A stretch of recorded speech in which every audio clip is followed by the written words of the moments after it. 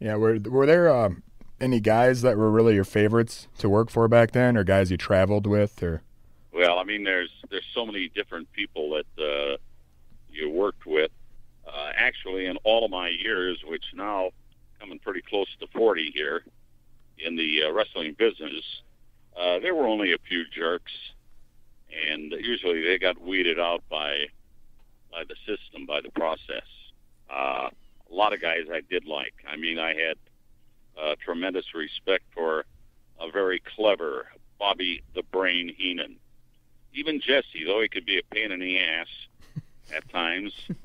I even got to like Jesse. He's the guy that gave me the moniker, Mean Gene.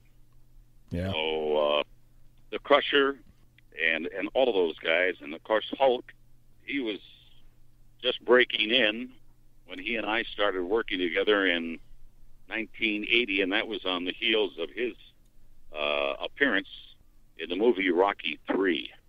And they didn't know what they were going to do with the guy. Initially, they had Johnny Valiant, luscious Johnny Valiant, as his manager, No. and obviously Hulk was going to be a heel. However, that changed in short order. Johnny Valiant was gone. Hulk was on his own. And for interviews, it sometimes took 8 or 10 or 12 takes.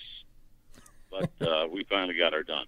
Yeah. Was there any weird stories that you can remember from filming some of that stuff behind the scenes? I know I've seen some things online where, like the notorious one where the sign falls down behind you in the Rick Rude interview and that sort of thing. Like, was there a lot of weird stuff kind of when you? Well, see, that was not my fault. You've got to understand that for, I believe that was SummerSlam, and I believe it took place over in the Meadowlands right across from Manhattan at the Brendan Byrne Arena at that time. The backdrop fell down, and I had said something in reaction to it, but then we went on with the other take. So that was the one that should have hit the air. The tape guy went about 15 seconds into it, and I said, joining me now is the reigning Intercontinental Champion, who tonight at SummerSlam is going to be facing the Ultimate Warrior, along with his manager, Bobby the Brain Heenan. All of a sudden, plop, and I said, hey, wait a minute, or something of that nature. Something of that nature. Close. We interviewed Paul Bearer not too long ago, and we asked him what it was like working with the Ultimate Warrior, because we've heard so many stories about... Horror stories? Yeah. Yeah, well, the Ultimate Warrior was... he kind of did his own thing and was in his own little world. And the one thing I will say about Jimmy with the Warrior is that he certainly captured the imagination of the fans, even though I didn't have a snowball's chance of following where the hell he was going at times. But somebody did. Either that or it didn't make any difference. Yeah. Is there any guys that really stuck out as far as just interviewing and being able to go off the cuff like that real nicely? Because, like you say, having to do multiple takes with Hogan, where when you watch it, it seems like he's just amazing on spot. But, of course, are all of them just lots of takes, or are some of those guys great just coming in and saying hilarious things on their own? Well, you know, at the time that Hogan broke in with the AWA, I got to be very candid. He was very green, both in the ring and behind a camera and a microphone. But all of that changed in short order, and the guy ended up making about as much money as anybody could make in that business. Yeah, I like the old time guys. You know, guys like Sergeant Slaughter, who, by the way, is another Minnesota native. Yeah. And as I said before, Bobby Heenan, Jesse Ventura. You know, there were also some off-the-wall guys like Captain Lou Albano and the classy Freddie Blassie. I loved Lord Alfred Hayes.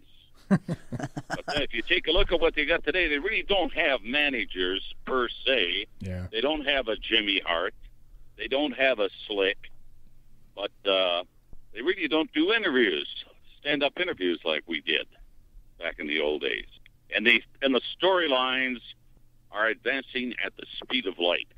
That's my opinion. Yeah, with so many pay-per-views and stuff now, they don't really have a lot of time to let the storylines unfold like they used to. No, but I will tell you one thing: the pay-per-view buy rates are dropping. So I would assume, I mean, it's a big part of the business. But today, World Wrestling Entertainment is traded on the New York Stock Exchange. It's a very, very successful company. They're paying huge dividends. They've got the attention of the financial markets, and they certainly have the attention of the television industry. But I would imagine that pay-per-views are going to have to be cut back, and as the business evolves, I think it's going to morph into more of a television product and less of a pay-per-view product. However, we all have got to admit that the premier events like WrestleMania, like SummerSlam, like the Survivor Series, like the Royal Rumble, Hell in a Cell, I mean, those things are going to be around. They got to have the material to work with. So I think, in my opinion, that's kind of where the business is going. What it morphs into eventually, who knows? I've seen everything from the Crusher, the Bruiser, the Vern Gagnes, up to the Hulk Hogans and the Macho Man Randy Savages. And in the 90s, Lord knows you had the Rock, Mick Foley, and, of course, Stone Cold Steve Austin. Today, John Cena, and a host of others. Well, getting back kind of to your career when you were leaving the WWF and you went over to World Championship Wrestling, what was it like behind the scenes when those two companies were kind of at each other for the Monday Night Wars? Was it just ridiculous backstage, or? Well, yes, it was. It was a little ridiculous backstage. What would happen is we started at the Mall of America with a show called Monday Nitro. At that particular time, there was a big fight for the numbers. WWF at the time was on USA, and we were on TNT, which is owned by Turner Broadcasting. So they had the dog show, the Westminster Dog Show on USA, and that preempted the WWF. So with the coming out of Monday Nitro, the Nitro Girls and the excitement, and on that very first show, they stole the total package, Lex Luger, away from the WWF and debuted him on Monday Nitro with Hulk, with Sting. And as you know, for 86 consecutive weeks, the WCW beat down the WWF. But then, all of a sudden, the NWO became out of control, and all of that kind of deteriorated. There was a change in ownership and management of Turner to Time Warner, and ultimately, we had computer geeks running the television industry with AOL, and that didn't help. Yeah. I suppose a lot of those guys were kind of the old school mentality and knew how to run wrestling shows, and then you get a bunch of computer programmers and accountants in there running storylines. And as a matter of fact, they thought it was low class.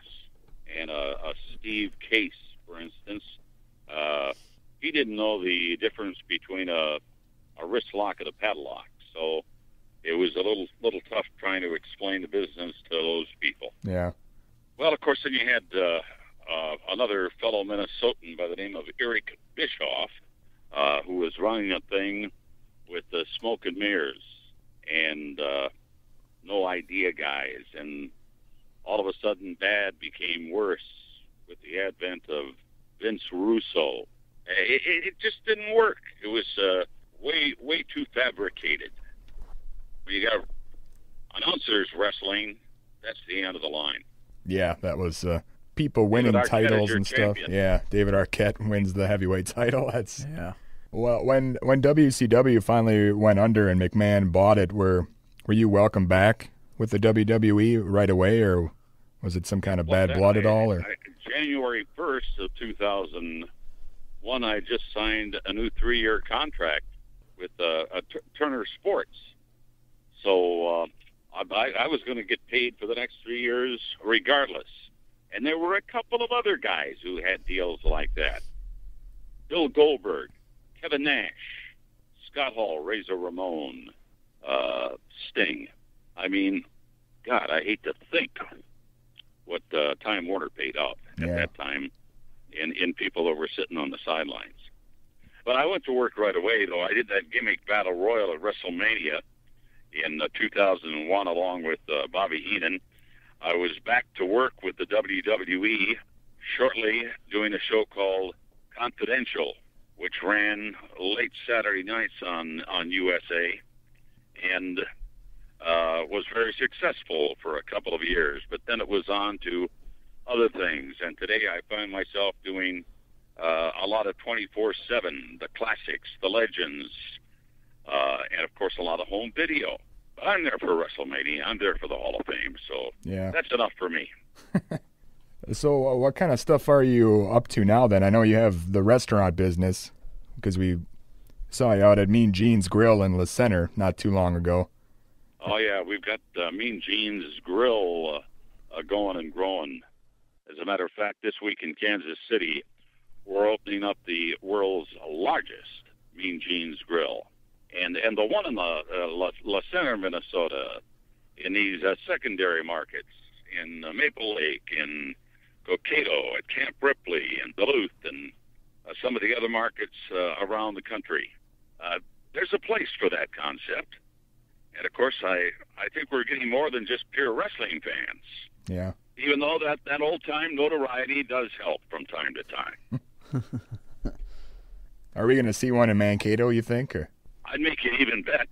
I would have to say that you're probably going to be seeing one there very shortly, as well in suburban Minneapolis.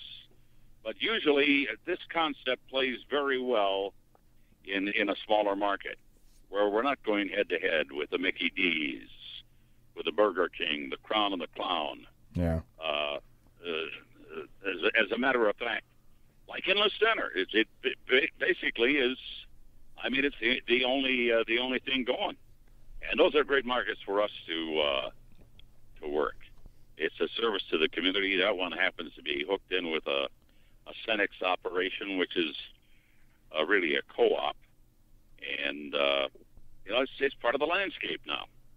Well, do you have any other final words for the listeners? Or? Well, I got a lot of final words. Okay. But I'm going to reserve them for another time. I do want to say a ton. And Dustin, guys, it's been fun.